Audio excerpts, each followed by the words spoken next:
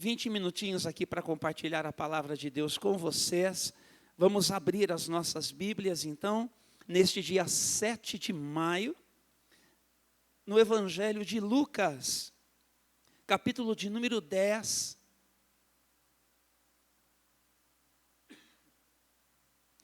Eu compartilhei semana passada esta mensagem, lá com a igreja em São Bernardo, para um propósito, mas compartilho esta mensagem um pouquinho ampliada com vocês hoje, visando o mesmo propósito, mas para uma aplicação mais nossa. E diz assim, o Evangelho de Lucas, nós vamos ler em duas partes, está bem? Antes, você que já abriu, já encontrou aí, eu queria fazer uma pequena introdução aqui. Encontros com Jesus, eles são extremamente necessários na vida de qualquer pessoa. Nós devemos orar por isso, para que as pessoas no seu dia a dia, gente como a gente, com quem a gente convive aqui na nossa cidade, gente que é da nossa vizinhança, gente que é do nosso trabalho, gente que a gente pega o ônibus todo dia, gente que a gente só conhece de ficar sabendo que são companhia da gente em alguns trajetos que nós fazemos, nunca perguntamos o nome, mas todo mundo, gente neste mundo, precisa ter a oportunidade de encontros com Jesus, porque encontros com Jesus afetam a vida das pessoas. Quando alguém tem um encontro com Jesus, essa pessoa ela sai afetada desse encontro. Porque nós precisamos de resolver algumas questões importantes da nossa vida. Nós temos as perguntas e Deus tem as respostas. E às vezes, as questões que nós temos para compartilhar com Deus, elas não são necessariamente as perguntas mais simples de serem resolvidas. E às vezes até acontece de alguém que não está muito bem intencionado nas coisas que carrega, nas perguntas que quer assim oferecer, nos sentimentos que estão envolvidos assim nessa jornada, nessa caminhada. Porque muita coisa acontece dentro da gente.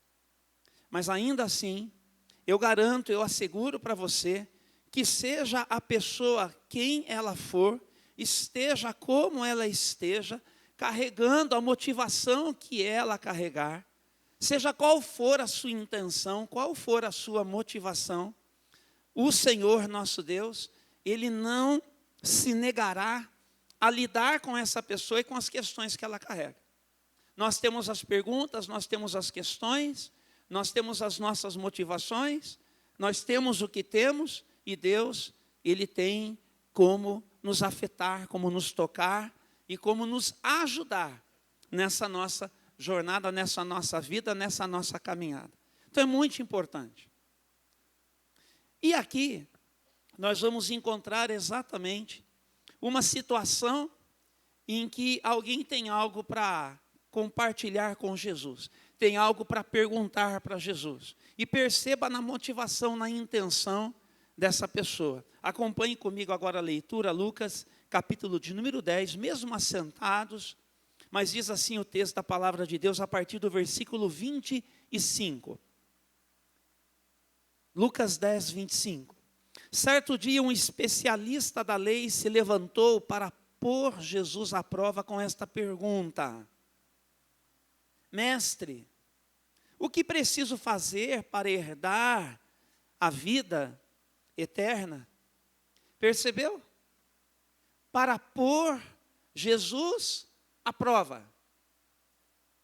E que pergunta significativa. O que é que eu devo fazer para herdar a vida eterna? Tem coisas que são para o aqui. E qual é a conexão entre aquilo que eu vivo hoje com aquilo que me aguarda daqui a pouco? Com o aqui e agora e com o porvir. O que é que eu faço? que é que eu tenho que fazer para herdar a vida eterna? Interessa para você? Ele estava interessado em resolver essa questão. Porque todos nós carregamos isso. Será que é só isso? O que é que tem depois? Como é que fica? Qual que é a relação entre o hoje e o porvir? Eu acho que todos nós deveríamos nos ocupar dessas coisas. Esse aqui está se ocupando, tanto que está perguntando para Jesus, apesar da sua intenção, colocá-lo à prova. E isso aqui é porque, desde um determinado momento, no ministério de Jesus, na história de Jesus, esse pessoal que faz parte desse grupo religioso que dominava ali naqueles dias, quer encontrar em Jesus motivos para roubar a sua credibilidade. Quer encontrar em Jesus motivos para poder, de alguma forma, tirar dele a sua autoridade, condená-lo pela sua maneira de agir, de atuar nas coisas que ele dizia, enfim, querem de alguma forma colocá-lo, por assim dizer, em maus lençóis, e desta maneira ter algo para o recriminar, para o condenar e afastar as pessoas que vinham cada vez mais se aproximando de Jesus. Precisamos resolver isso. Precisamos encontrar uma maneira de que as pessoas já não mais o procurem. Enfim.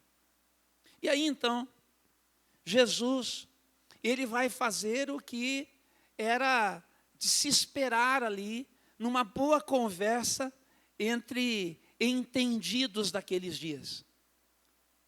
A pessoa que faz a pergunta é um especialista da lei. Ele não é qualquer um. Ele é um professor de Bíblia, por assim dizer. Ele é um mestre. Ele é alguém que, quando as pessoas daqueles dias que se organizavam na vida dentro daquela fé judaica, elas queriam saber, afinal de contas, viu? O que é que Deus tem a dizer para mim sobre essa questão na minha vida? Era esse tipo de gente que tinha as respostas, Richard. Um especialista na lei, um professor. E Jesus também, ele era reconhecido como um professor, como um mestre, como um rabi. E aí, então, entre eles, o costume era fazer o seguinte: responder com uma outra pergunta. É o que Jesus faz, acompanhe. Versículo 26, Jesus respondeu: o que diz a lei de Moisés? Como é que você a entende? Então Jesus está dizendo o seguinte: você não é o especialista na lei? Responda-me você. Qual é a leitura que você faz? Qual que é a melhor abordagem? Como é que você responderia para alguém que te fizesse a mesma pergunta? E o especialista da lei, ele vai responder. E aí então diz a palavra do Senhor, versículo 27. Ame o Senhor, seu Deus, de todo o seu coração, de toda a sua alma, de toda a sua força e de toda a sua mente. E ame o seu próximo como a si mesmo. Essa resposta que este homem está oferecendo para Jesus, e preste atenção, porque aqui em Lucas, não é Jesus quem diz isto, é o homem quem responde. É o especialista da lei que está dizendo. Isso que a gente chama de o grande mandamento. Já ouviu falar nessa expressão relativa a esse texto? Se nunca ouviu, está ouvindo aqui agora. Da onde que ele tira isso? Como é que Jesus disse? Jesus disse assim: viu, meu amigo, o que é que a lei de Moisés diz?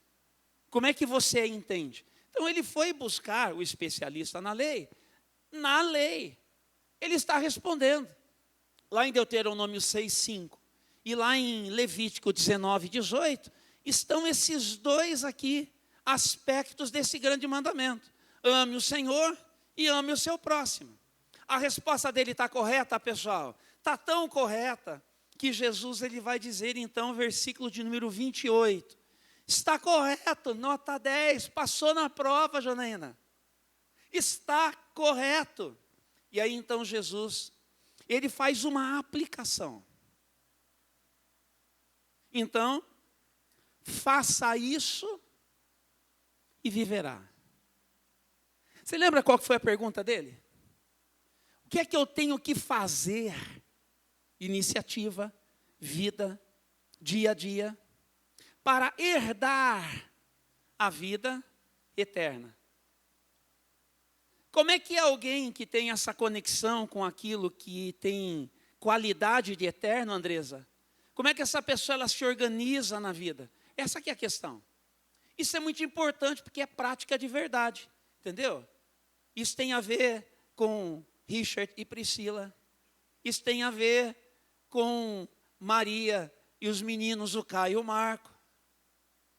Isso tem a ver com o Júnior e você, rebanho de Jesus que está na minha responsabilidade de pastoreio. Isso tem a ver com a gente. Isso é muito prático. Porque é relacionamento. Tem a ver antes entre aquilo que acontece entre mim e o eterno. Tem a ver também entre o que acontece entre mim e você. É isso. Quando Jesus, Yarinha, quando Jesus ele diz assim, faça isso e viverá, aquele homem ele foi afetado, Otávio. Ele foi afetado. Jesus condenou ele. Jesus fez algum comentário assim, depreciativo dele? Jesus trouxe, por exemplo, assim, uma palavra de revelação e descortinou a coisa e começou a contar sobre muitas atitudes na vida daquele homem. Você não vê isso aqui. Jesus só diz uma coisa para ele: faça isso e viverá. E agora nós vamos para o restante da leitura. E aí então diz o versículo de número 29, que o homem, porém, querendo justificar suas ações, perguntou a Jesus: e quem é o meu próximo? E Jesus respondeu com uma história. Certo homem descia de Jerusalém a Jericó quando foi atacado por bandidos. Eles lhe tiraram as roupas, o espancaram e o deixaram quase morto à beira da estrada. E por acaso descia por ali um sacerdote. Quando viu o homem caído, atravessou para o outro lado da estrada. Um levita fazia o mesmo caminho e viu o homem caído, mas também atravessou e passou longe. Então veio um samaritano e, ao ver o homem, teve compaixão dele. Foi até ele, tratou de seus ferimentos com óleo e vinho e os enfaixou. E depois colocou o homem em seu jumento e o levou a uma hospedaria onde cuidou dele. No dia seguinte, deu 2 moedas de prata ao dono da hospedaria e disse: cuide deste homem.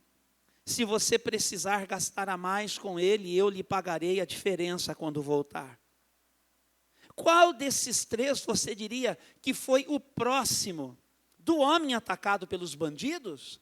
Perguntou Jesus.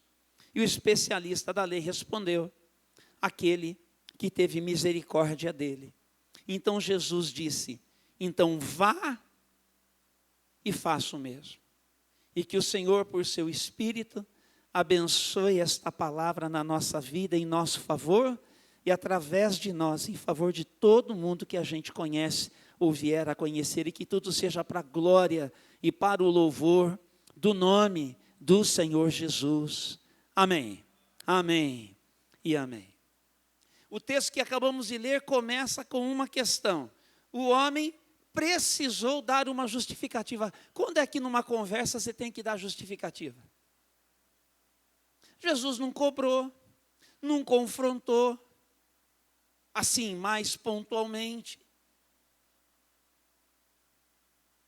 Mas o homem ainda assim parou para pensar. É como se uma chavinha tivesse virado lá dentro. Algo aconteceu que o fez ter que lidar consigo mesmo. Quando a gente precisa se justificar, é que a gente para, a gente olha para si, a gente fala: eu não estou bem funcional nisso. Eu não estou vivendo todas as implicações do que significa isso aqui que eu fui levado a pensar e a considerar na minha vida. Então a questão é a seguinte: ele é um especialista na lei. Ele é um religioso. Ele é alguém que funciona como que numa conexão entre as pessoas e o eterno. Alguma coisa mexeu com ele.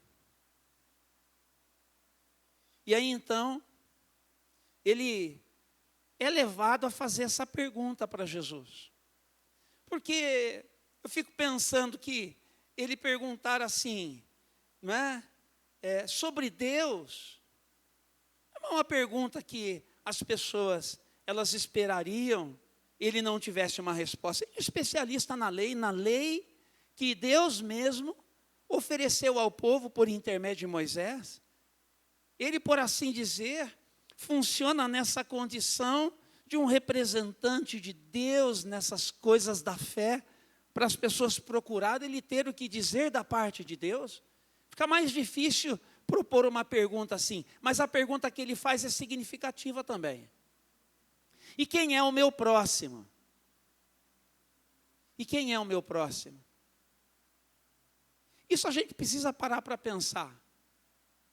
O que está acontecendo no nosso dia a dia, comigo e com você, que tem essa relevância do tipo de gente que nós dizemos nós somos, filhos de Deus, servos de Deus, igreja de Jesus, assim, a nossa identidade, né, o nosso DNA.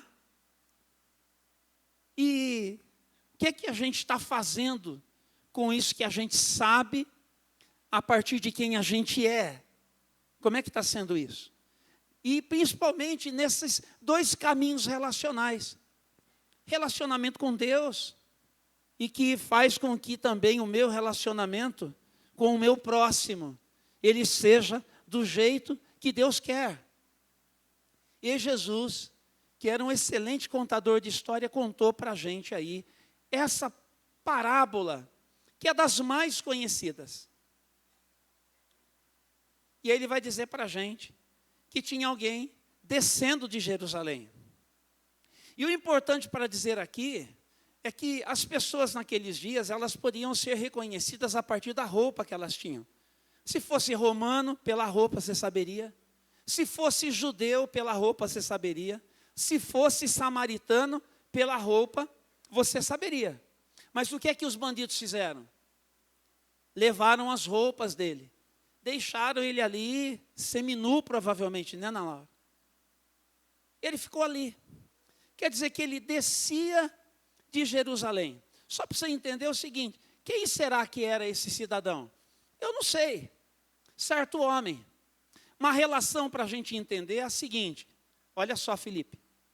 Não tem o pessoal, deve ter. Pessoal que trabalha em Santos, sobe para que mora em Santos, sobe para trabalhar em São Paulo. Não tem que subir a serra, tá? Jericó está aqui embaixo, Jerusalém está aqui em cima. Não sei, talvez ele foi para Jerusalém para trabalhar. Talvez ele foi para Jerusalém para sacrificar. Eu não sei o que ele foi fazer em Jerusalém, mas ele está descendo a serra. Deu para entender isso? No caso desse homem, não tem como saber quem era. Ele não tem as roupas para denunciar. Mas ele é alguém. Ele é alguém que foi deixado para morrer. Ele é alguém que carrega uma necessidade. E aí então, também desceram um sacerdote e um levita. Esses aqui a gente já sabe quem eles eram. Se eles estão descendo, é porque eles moravam em Jericó, em alguma cidade pequenininha lá. Algum vilarejo lá da parte de baixo. Se eles estão descendo, é porque eles já tinham terminado o trabalho que eles, por turnos, tinham que fazer no templo. Eles são sacerdote e eles são levita. O templo na cidade de Jerusalém era organizado por turnos de trabalho. Então esses dois aqui, eles tinham terminado algum serviço religioso. Eles tinham cumprido o seu papel. Eles já tinham passado um tempo em Jerusalém. não tinha mais nada agora, a não ser chegar de volta para suas casas, para o descanso pretendido, que os impedisse de fazer o que eles quisessem no meio do caminho. Mas nenhum e nem outro, apesar de quem eles eram, ou seja, de gente que tinha um relacionamento com Deus, eles serviam na casa de Deus. Eles conheciam a Deus. Eles eram assim, o sacerdote, como que um representante do povo diante de Deus para oferecer os sacrifícios que ainda eram oferecidos. Então, um papel importante, porque era dessa maneira que o perdão dos pecados eram concedidos. Interessa receber perdão de pecados? Sim ou não? Então, naquele tempo, precisava do sacerdote para fazer esse caminho. E os levitas, neste tempo, eles estavam ligados ali ao serviço que acontecia mais próximo do altar, questões próprias da adoração. Então, alguém que faz parte de um culto, que faz parte de um caminho para essa integração, Deus as pessoas. Eles estão descendo, estão voltando para casa. Mas, apesar de terem visto, o texto vai dizer que o sacerdote viu, que o levita viu, mas eles passaram de largo. E aí você pode dizer assim, então, né? Que falta de sensibilidade, de fato. Mas você sabe que eles estavam fazendo o que o manual mandava fazer? O manual deles mandava fazer sim. Que é o seguinte, o cara estava para morrer, dá para ver que ele estava ali agonizando. Você não sabe quem é. Você não sabe qual é a procedência. Você não sabe que tipo de gente, gentalha, né? É aquele que foi deixado para morrer. E eles são importantes demais para se contaminar com essa possibilidade de dar um apoio a um estranho. Então, o manual da religião deles, o manual da fé deles, fala para eles se acautelarem. Então, se a gente pensar assim, religiosamente falando, eles fizeram o que o manual deles dizia para fazer. Porque quando nós vivemos de manual, é assim que a gente é. Mecanizado. Mecanizado. Robotizado. E é por isso que eles não prestaram assistência. E aí então, quando Jesus estava falando, assim então, tinha um sacerdote, o cara devia ter feito assim, tinha um levita, daí o rapaz que estava ali, perguntando para Jesus se tinha mais gente perto, dizendo assim, Aí quando Jesus falou, certo samaritano, eles devem ter feito assim, eca. Aí não, aí o senhor está exagerando já. Porque tinha um sério problema. Os samaritanos, eles foram um povo que nasceu desde muito tempo atrás, quando a Assíria tomou uma parte do pessoal do Reino do Norte de Israel e levou eles cativos, escravos, e desde aquele momento eles promoveram uma mistura do povo de Deus com outros povos. Os samaritanos existem até hoje. Eles são um povo mestiço, misturado. Eles só creem nos 5 primeiros livros da Bíblia, o Pentateuco, em nada mais. E assim que desde então eles se organizam. Então, entre judeus e samaritanos tem um problema muito grave e muito sério. Mas Jesus está dizendo que o samaritano, ele viu, e ao contrário dos outros dois, ele parou. E quando ele parou mesmo para se ocupar daquela pessoa. Para fazer para aquela pessoa o que era necessário ser feito para aquela pessoa. Sacerdote e levita não era uma questão de falta de condição. Porque o que a gente sabe é que, na verdade, naquele tempo eles ganhavam bem. Tinha uma questão de corrupção envolvida. Uma grande crítica da sociedade e do próprio Senhor Jesus em relação a eles.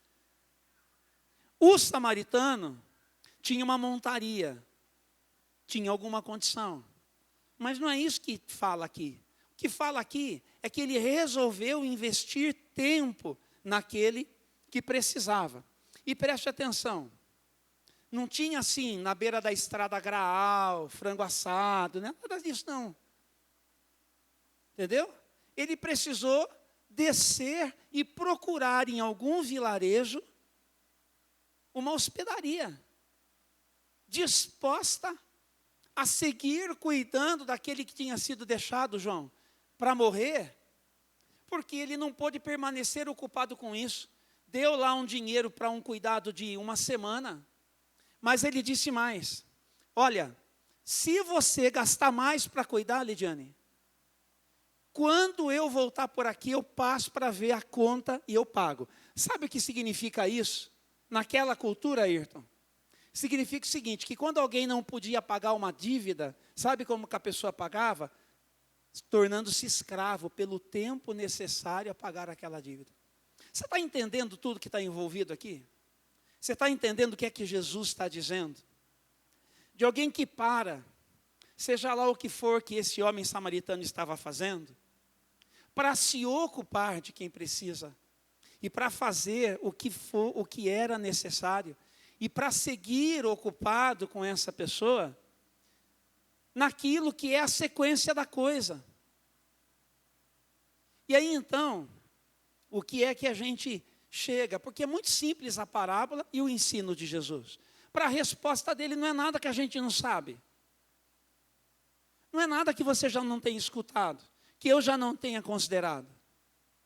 Mas de vez em quando a gente precisa voltar às coisas que são básicas, para a gente de novo olhar para a nossa própria vida. Nós que dizemos, eu tenho algo com Deus, e eu não consigo, não sei você, eu não consigo amar a Deus com toda essa densidade aqui. Eu não alcanço isso. Não sei você. Tenho muita dificuldade para eu poder me organizar assim dessa maneira. Mas eu sei que a intenção do meu coração e o movimento da minha vida tem que ser na direção dele. Mas e com o próximo? Porque a gente ama até o cara te fechar na esquina ali. Fechou na esquina, fechou o tempo junto. Entendeu? Porque a gente ama até a esposa colocar um pouquinho mais de sal na comida. Aí já destemperou o negócio, ficou complicado.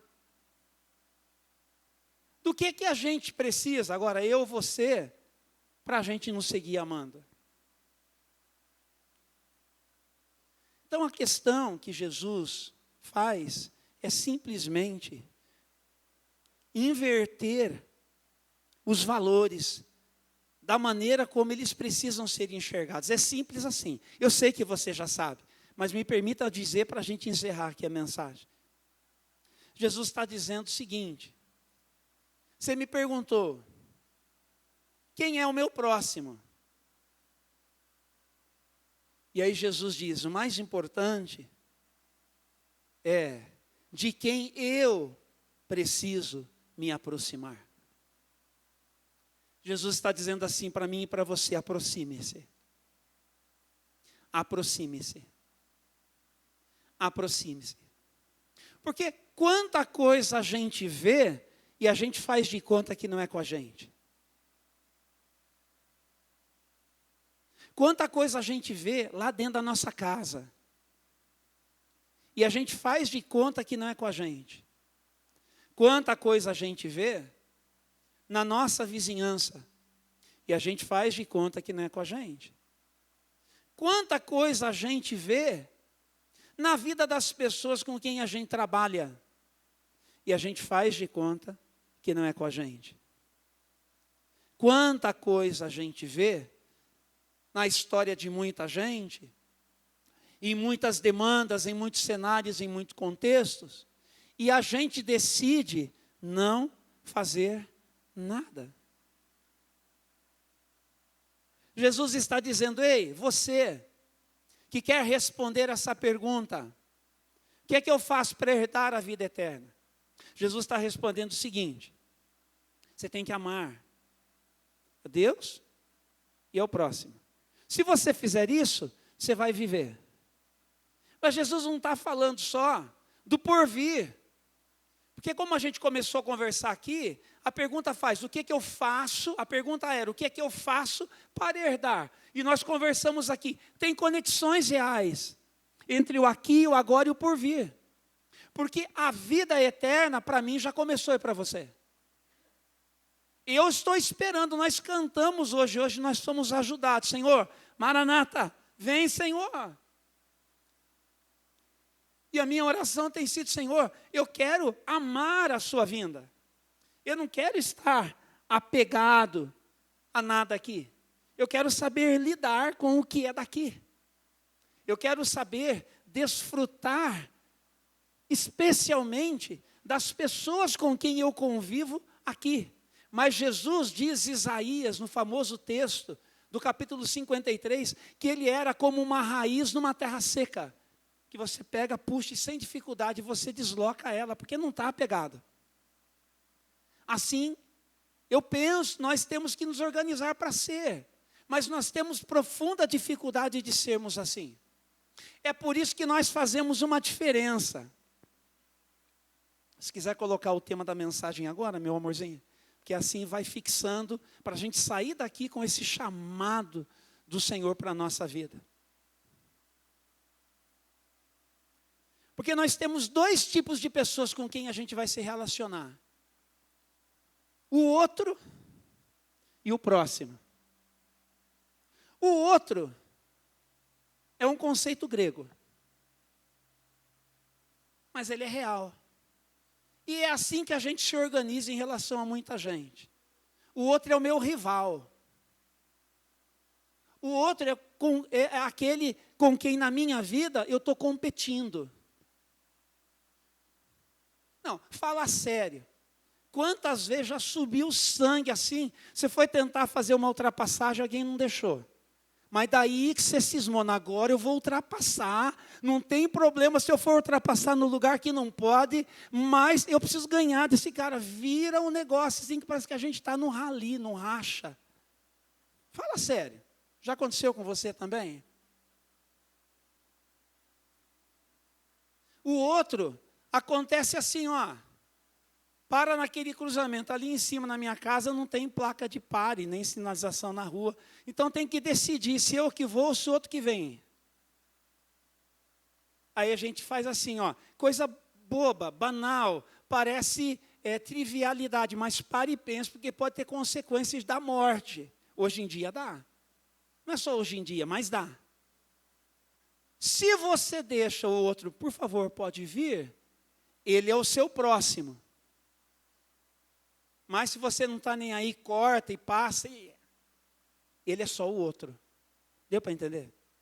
Tem dois tipos de pessoas na vida com quem a gente vai se conectar. As pessoas de quem a gente faz uma aproximação intencional, uma aproximação cordial, uma aproximação cuja iniciativa minha e sua passa amor. Num pequeno gesto. Eu nem conheço a pessoa. Eu não posso dizer assim, nossa, eu amo aquele motorista com quem eu me encontrei naquela esquina aquele dia. Não é assim. Mas numa coisa muito singela, as nossas atitudes revelam o que na verdade a gente está fazendo com a nossa vida, nós que temos com Deus o que nós dizemos que nós temos. Dentro de casa é assim também. Porque se a gente nunca tem tempo para a esposa, nunca tem tempo para o marido, nunca tem tempo para o filho, filhos que nunca têm tempo para os seus pais, estão dizendo assim, os meus pais são só o outro. Porque deles eu não me aproximo, então não dá para chamar de próxima. E quanta dor tem envolvido nisso? Quanta dor tem nisso daqui? Porque dependendo de como a gente trata as pessoas, ou nós estaremos dizendo, eu me aproximo de você, porque a minha vida ela tem a qualidade de ser eterna.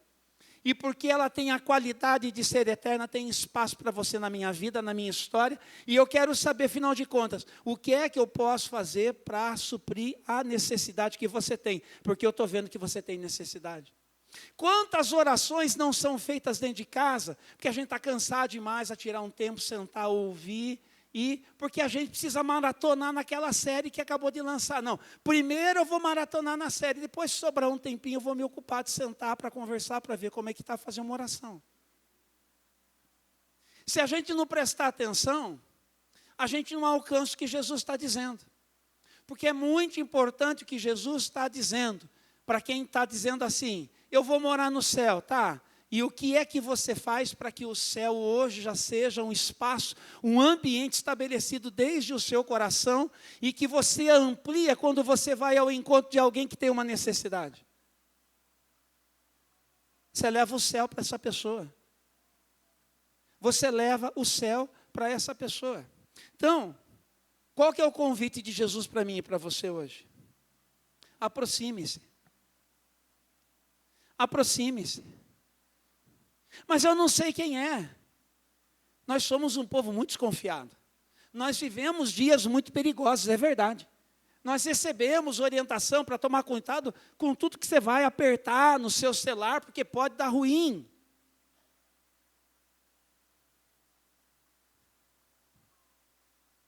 Mas ainda assim, a vida, ela é relacional.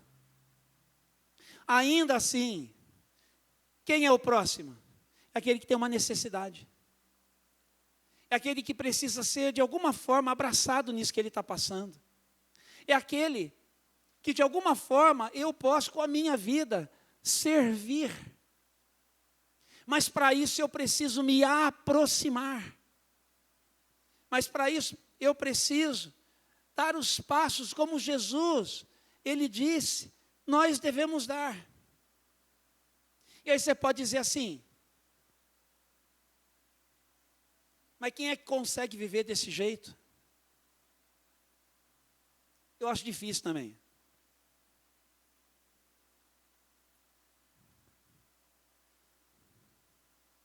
Mas eu acho que essa parábola e essa figura do bom samaritano fala muito sobre Jesus, não fala, gente? Porque se Jesus é Deus, ele parou tudo, porque achou importante sair da sua glória e abrir mão de todos os seus direitos para entrar na nossa história, por causa de mim e de você. Isso é a graça de Deus. A gente não sabe quem era esse homem da história. E a gente pode dizer, eles também não sabiam, então ficaram com medo. Mas a gente sabe quem a gente é.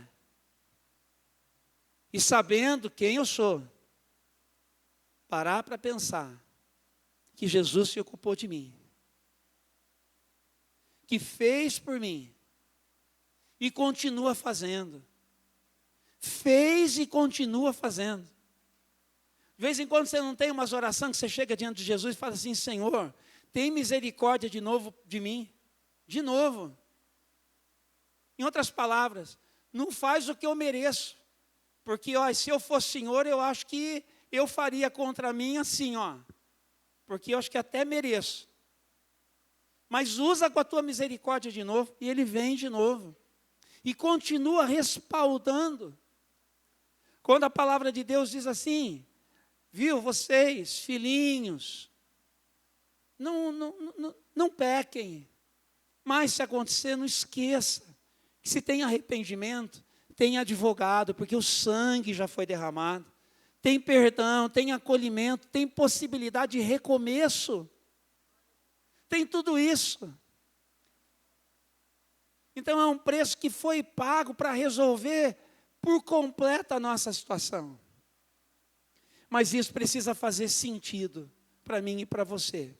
E para fazer sentido, a gente precisa, portanto, e aqui eu termino, permitir-se envolver com a necessidade de quem a gente conhece.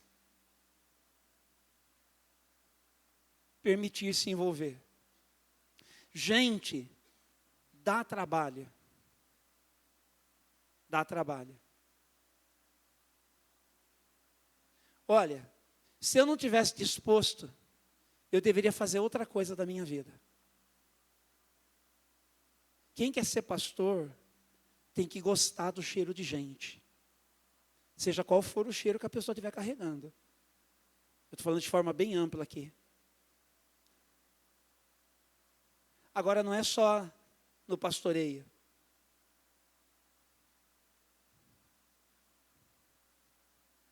Então não adianta eu ficar dizendo assim, eu estou cansado, eu estou cansado, eu estou cansado. Pastor, se você está tão cansado, vai fazer outra coisa da sua vida então. Você não sabe que para ser pastor vai ficar cansado e você vai se acabar fazendo isso? Mas eu fui chamado para me acabar fazendo isso. Deu para entender? Agora vamos para dentro de casa. Vamos para dentro de casa.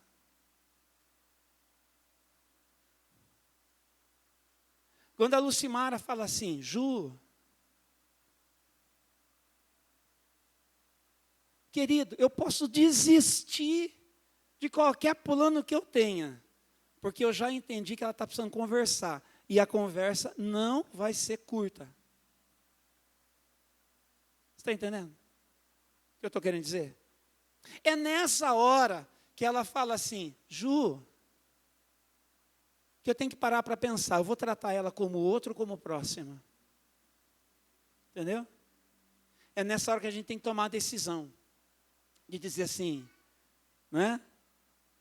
Oi, meu amor, você está precisando conversar? E ela vai dizer sim.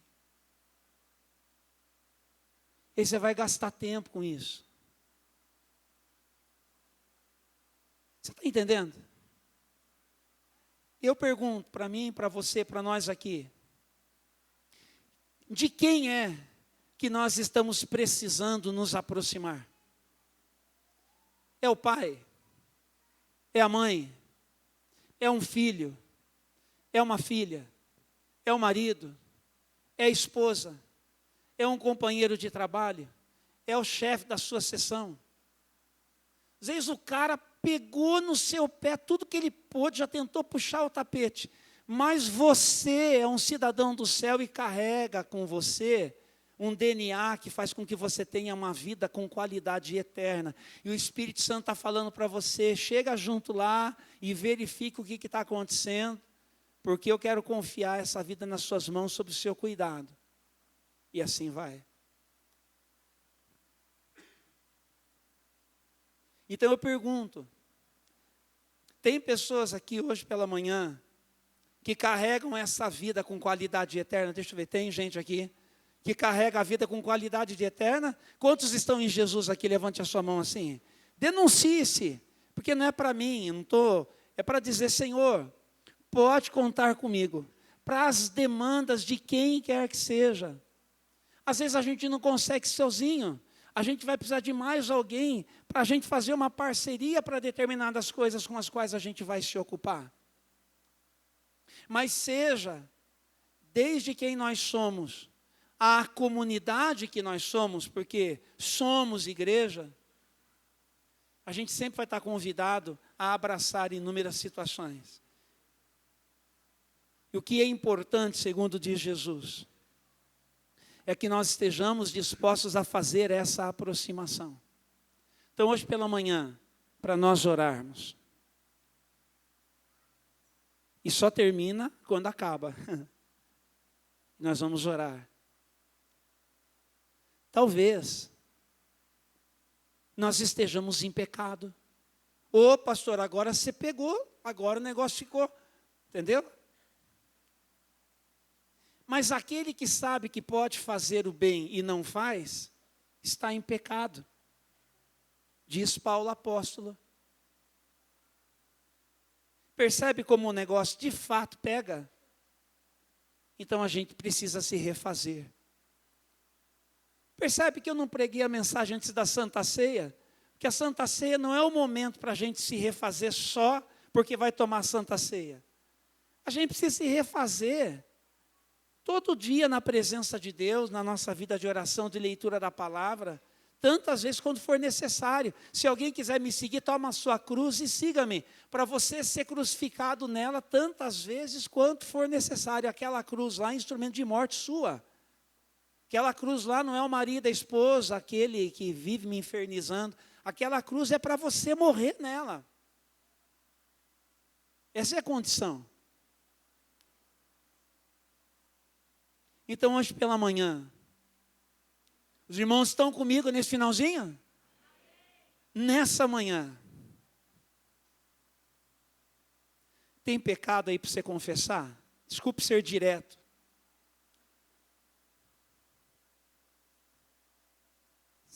Nós aqui estamos mais para sacerdote e levita ou para samaritano? Em outras palavras, nós estamos mais para o tipo de gente que está organizada ao redor de si mesma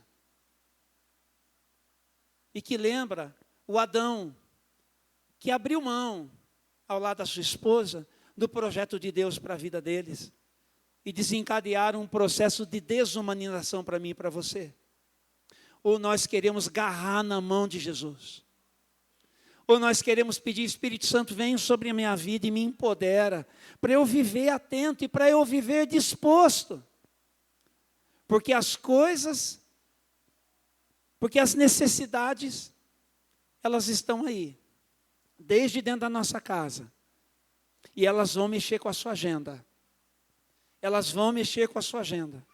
Elas vão mexer com você, com a maneira como você se organiza na sua vida. Elas vão exigir de você. Você está disposto?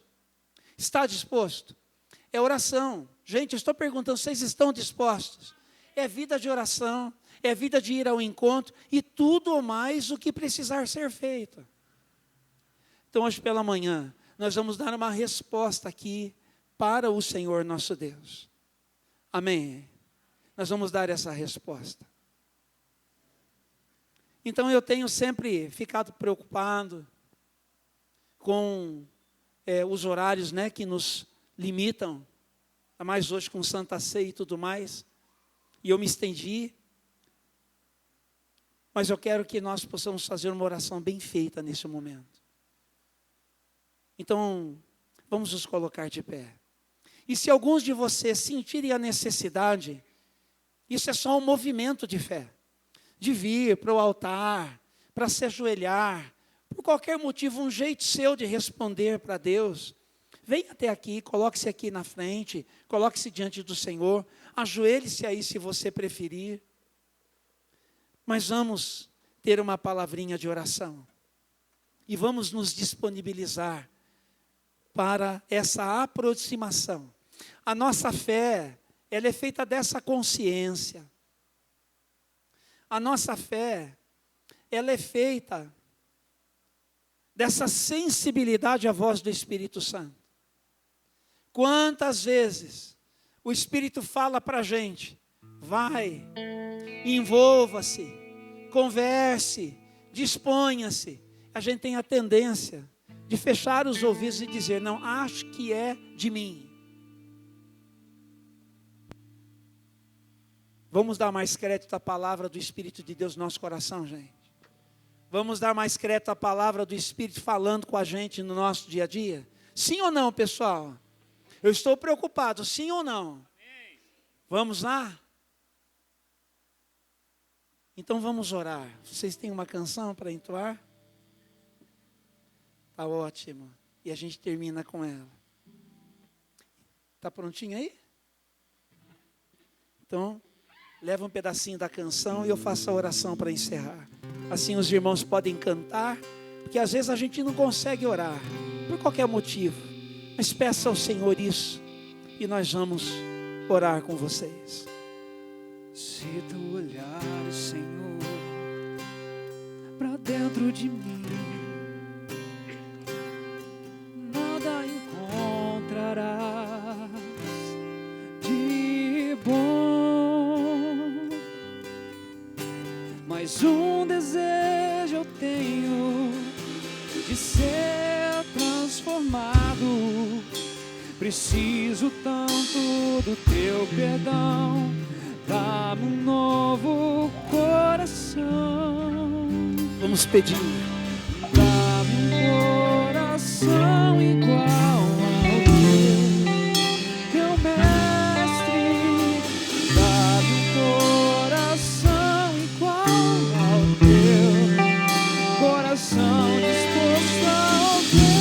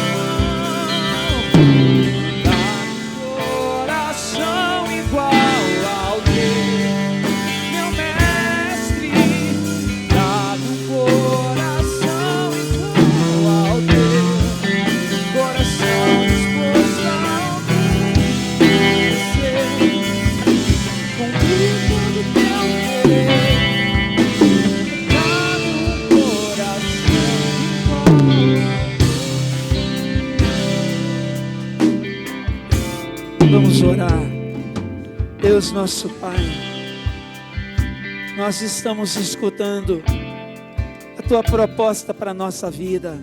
Estamos escutando, Senhor, nos convocando, Senhor, a essas aproximações no nosso dia a dia. Senhor, quem sabe há casais que estão tão distantes um do outro, estão precisando de uma reaproximação, estão precisando dar atenção às coisas que estão acontecendo entre eles, ouvir e não apenas escutar, dar ouvidos, dar atenção, fazer-se de novo um, como uma só carne, e assim, ó Deus, receber a vitória que o Senhor tem para a vida conjugal, para a família. Quem sabe há questões entre pais e filhos, desconexões severas, por muitos motivos, Senhor, e o Senhor está nos pedindo uma aproximação. Nós carregamos tantos argumentos, nós colocamos tantos entraves, nós colocamos tantas barreiras, nós somos todos cheios de julgamentos, nós temos tanta coisa que é muito nossa, que é motivo nosso, mas o Senhor está dizendo: aproxime-se, faça-se próximo dessa pessoa. Ó Deus, questões na família, na parentela, entre irmãos e irmãs. Ó Deus, questões no trabalho, questões da vida, nos relacionamentos, cenários que nós temos visto e sobre os quais nós poderíamos de alguma forma interferir, funcionar, abraçar, mas nós não estamos vivendo todas as implicações do que significa estar no Senhor, do que sermos portadores desta vida com qualidade de eterna. Nós não estamos, Senhor, seguindo o conselho de Jesus para irmos e fazermos o mesmo. Então hoje pela manhã nós estamos pedindo perdão do nosso pecado, da nossa negligência. Nós estamos nos reorganizando desde esta palavra, da reflexão que fizemos, para sair daqui e dispostos a irmos ao encontro de quem tem uma necessidade, desde dentro das nossas casas, em favor de todo mundo que a gente conhece e que ainda vamos conhecer. Empodera-nos pelo Teu Espírito, Senhor. Dá-nos, Senhor, a ousadia, dá-nos, Senhor, a coragem de vencermos, Senhor, a nossa preguiça, de vencermos, Senhor, a nossa insensibilidade, de dizermos não, Senhor, para muitas das acomodações que nós carregamos, para nós, ó Deus, nos dispormos como igreja neste mundo, a fazermos o que se espera de quem é igreja neste mundo. Nós queremos uma santa inquietação acontecendo dentro da gente, e nós sabemos que se nós nos dispusermos, a Tua boa mão será sobre nós, a Tua boa mão nos acompanhará, a Tua boa mão nos conduzirá, e nós veremos o Senhor fazer coisas grandes na vida de tanta gente, e tudo isso vai redundar em glória e em louvor para o nome de Jesus, e nós nos alegraremos de ver o Teu nome sendo glorificado, de ver pessoas sendo alcançadas, abraçadas, sentindo-se acolhidas e amadas. Então, Senhor, ajuda-nos como igreja a sermos esse tipo de gente com quem o Senhor pode contar em todo tempo, em qualquer lugar, em favor de quem quer que seja. Nós assim consagramos as nossas vidas ao Senhor hoje pela manhã e oramos agradecidos no santo nome de Jesus. E se você está de acordo com essa oração e quer viver isso, diga comigo: amém, amém e amém. Abra suas mãos, querido. Que a graça do nosso Senhor e Salvador Jesus Cristo, E que o amor de Deus, o nosso Pai, e que as benditas consolações do Santo Espírito sejam sobre a sua vida, hoje e para todos sempre. Amém, amém e amém. Um excelente domingo, uma excelente semana para você e para sua casa.